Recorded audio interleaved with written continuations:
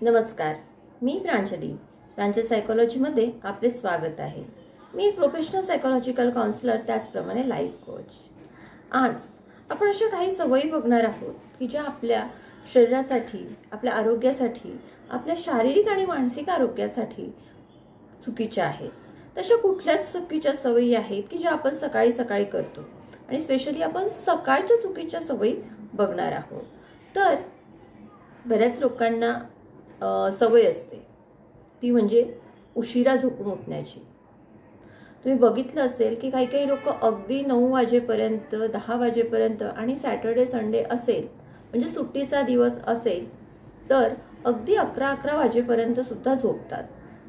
तर ही सकाळी उशिरा झोपून उठण्याची जी सवय आहे ती आधी बंद करा। आपल्या शास्त्रामध्ये सांगितलेलं आहे की जर तुम्हाला उठायचं असेल तर तुम्ही ब्रह्ममुहूर्तावर उठा। म्हणजे ब्रह्ममुहूर्ताचं महत्त्व काय आहे हे मी तुम्हाला वेगळं सांगायला नको। जर तुम्हाला ब्रह्ममुहूर्ताचं महत्त्व काय आहे हे जाणून घ्यायचं असेल तर त्यावरील मी एक व्हिडिओ तुमच्यासाठी नक्की बनवेल। तर जेव्हा आपण सकाळी उठतो तेव्हा आपल्या शरीराला एक ताजतवानं वाटतं, कारण जी काही हवा असते, जे वातावरण असतं ते थंड असतं। जी हवा असते ती आल्हाददायी असते, ऑक्सिजनचं प्रमाण जास्त असतं। सकाळी उठल्या उठल्या जे दुपारी किंवा रात्री जे प्रदूषण झालेलं असतं तेवढं प्रदूषण नसतं आणि त्यामुळे आपल्याला आल्हाददायी वाटतं। तेव्हा सकाळी लवकर उठा, उशिरा उठू नका। ही झाली तुमची पहिली सवय। त्यानंतर बऱ्याच जणांना सवय असते की झोपेतून उठतात आणि आपले सरळ ब्रश करायला जातील किंवा टॉयलेटला जातील वगैरे किंवा आणि मग ते आपल्या कामाला लागतात। परंतु तुम्ही एक चूक करताय, ती म्हणजे की उठल्यावर तुम्ही तुमची अंथरूण पांघरूण ही नीट व्यवस्थित घडी करून ठेवत नाही। तर ही चूक करू नका। तर का चूक करू नका? कारण जेव्हा तुम्ही इतर कामाला लागता ते तसंच पडलेलं असतं आणि जेव्हा बघता म्हणजे आंघोळ वगैरे केल्यावर मग तुम्ही ते आवरणार का? नाही। तुम्हाला माहिती आहे का, जुन्या काळी आंघोळ झाल्यावर गादीवर बसायचे सुद्धा नाही किंवा अंथरुणाला हात सुद्धा लावायचे नव्हे। ही एक चांगली सवय होती खरं बघितलं तर, कारण ते आपण धुतलेले नसतात। आपण अंथरूण पांघरून काही रोज धुतो का? नाही ना। तर त्याच्यावर किटाणू बसलेले असतात, त्याच्यामुळे आपण आंघोळ झाल्यावर तिथे स्पर्श करू नका, असा त्यामागचा आरोग्यदायी एक हेतू होता। आणि दुसरं कारण की आंघोळ म्हणजे उठल्या उठल्या आपण अंथरूण पांघरुणाची घडी का करावी? तर त्याचं दुसरं कारणमुळे आपल्याला शिस्त लागते। आपल्या ब्रेनला सकाळी सिग्नल जाते की नाही, ही एक शिस्त आहे, हा एक नियम आहे की रोज उठल्यावर आपलं अंथरूण पांघरून हे व्यवस्थित उचलून ठेवायचं। त्यानंतर येतं 3 की बरेच जण उठल्या उठल्या दारं खिडक्या उघडत नाही। मी असं म्हणत नाही की तुम्ही खूप सकाळी उठताय म्हणजे 4:30ला उठताय, 5ला उठताय आणि तेव्हा तुम्ही दारं खिडक्या उघडा, असं मी मुळीच म्हणत नाही। परंतु 6, 6:30, 7 वाजता तरी ॲटलिस्ट तुम्ही तुमचे दारं खिडक्या उघडायला हव्या। त्याचबरोबर तुमचे कर्टन सुद्धा उघडायला हवे। त्यामुळे काय होतं की जी एक आल्हाददायी ऑक्सिजनयुक्त जी हवा आहे ती आपल्या घरामध्ये शिरते। त्याचप्रमाणे सकाळी सूर्याची किरणं येतात, ती सूर्याची किरणं हे आपल्या स्वास्थ्यासाठी किती महत्त्वाची आहे हे तुम्हाला माहीतच आहे। कारण जी ही सूर्याची किरणं आहेत ते आपलं शारीरिक आरोग्य तर चांगलं ठेवतंच आणि शारीरिक आरोग्यासाठी सगळ्यांना माहिती आहे की सकाळची जी सूर्याची किरणं येतात ती व्हिटॅमिन डी साठी आपण त्याचा जास्तीत जास्त उपयोग करतो। त्यामध्ये खूप सारं व्हिटॅमिन डी असतं आणि त्यामुळे ते आपल्या शरीरासाठी खूप महत्त्वाचं आहे। परंतु त्याचप्रमाणे ते आपल्या मानसिक आरोग्यासाठी सुद्धा खूप महत्त्वाचं आहे। त्यामुळे काय होतं की आपल्याला मनात जे निगेटिव्ह विचार येतात, फ्रस्ट्रेशन येतं, डिप्रेशन येतं, आपल्याला बोर व्हायला लागतं असं आपण जे काय म्हणतो, माझं कंटाळा येतो, माझं मन लागत नाही, पण तुम्ही सकाळी सकाळी जर छान सूर्याची किरणं घेतलीत, कोवळी किरणं, तर तुमचं मन हे टवटवीत होतं, प्रफुल्लित होतं आणि तुम्हाला ताजंतवानं वाटतं। तर उठल्या उठल्या आपल्या घराची सर्व खिडक्या, कर्टन्स हे ओपन करा। हे झालं तिसरं। देन चौथं हे आहे की सकाळी बरेच जण जेव्हा आंघोळीला जातात तर काय होतं की आंघोळ आपण गरम पाण्याने करतो आणि जर हिवाळा असेल तर मग बघायलाच नको, अगदी कडक गरम पाण्याने आंघोळ करतो. पण कडक गरम पाण्याने आंघोळ केल्याने आपल्या त्वचेला खूप नुकसान होतं. आपण ते गरम पाणी केसांवर घेतल्यामुळे आपले केस गळती वाढतं. त्वचा जे तैलीय पदार्थ जे आहे ते जे सिक्रेट केल्या जातं, तर ज्या ग्रंथी आहेत तर त्या ग्रंथींवर त्याचा परिणाम होतो. त्याच्यामुळे आपली स्किन काय होते, ड्राय होते आणि आपल्याला वेगवेगळे स्किनचे आजार होतात.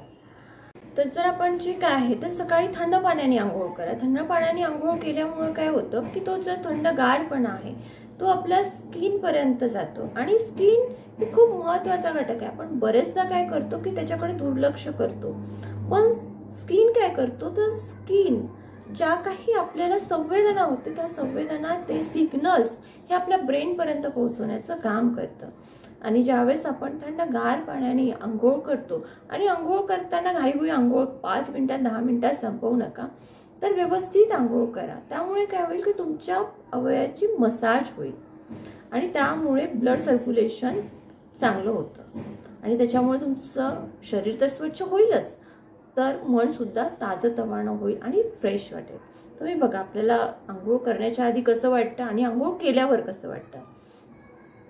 तर गरम पाण्याने आंघोळ करण्याच्या ऐवजी थंड पाण्याने आंघोळ करा. आता तुम्ही म्हणाल की थंड पाण्याने आंघोळ, बापरे आम्ही कालवाला तर काही सवय नाही आहे, तर कोमट पाण्याने आंघोळ करा, पण कडक गरम पाण्याने आंघोळ करू नका.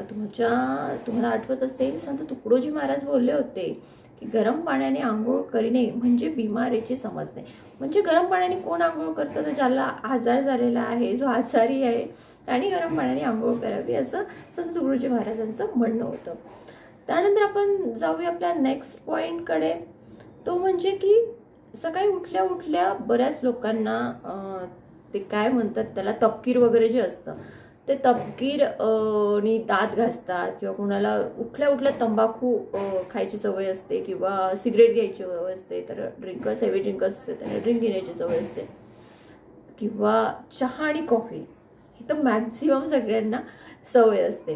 सो हे ज्या सवयी आहेत त्या सवयी नका ठेवू, कारण या सवयी चांगल्या नाही आहेत. की जर तुम्ही या सवयींपेक्षा, याच्यामुळे काय होतं की तुम्हाला कॅन्सर होण्याचं प्रमाण वाढतं आणि शरीर रात्रभर ज्या अवस्थेत असतं, ज्याने आपलं शरीर हे एक छान प्रकारे हील केलेलं असतं, त्याचं प्युरिफिकेशन केलेलं असतं आणि त्या प्युरिफाईड शरीरामध्ये आपण काय करतो तर हे तंबाखू, सिगरेट, ते काय म्हणतात मिशनरी किंवा तपकिरी एक्सेट्रा सारखे, किंवा चहा, कॉफीज त्यात पण कॅफीन असतं. सो हे पदार्थ आपण टाकतो, म्हणजे आपल्या शुद्ध केलेल्या, रात्रभर एवढ्या मेहनतीने शुद्ध केलेल्या शरीरामध्ये आपण हे विषारी पदार्थ टाकतो. तर त्याऐवजी तुम्ही उठल्या उठल्या थंड पाणी, थंड किंवा कोमट पाणी, म्हणजे नॉर्मल किंवा कोमट पाणी 1 ग्लास, अर्धा ग्लास प्या. 1 ग्लास तुम्हाला पहिले शक्य नसेल तर अर्धा ग्लास प्या, त्यानंतर ते हळूहळू वाढवा. त्याच्यामुळे तुमची प्रकृती सुद्धा चांगली राहील आणि तुमचं पोट साफ होईल. थोडं कोमट पाणी केलं की तुम्हाला जो बद्धकोष्ठतेचा वगैरे प्रॉब्लेम असेल तो सुद्धा नाहीसा वाटेल, कारण शरीर बिघडलं की मन बिघडतं.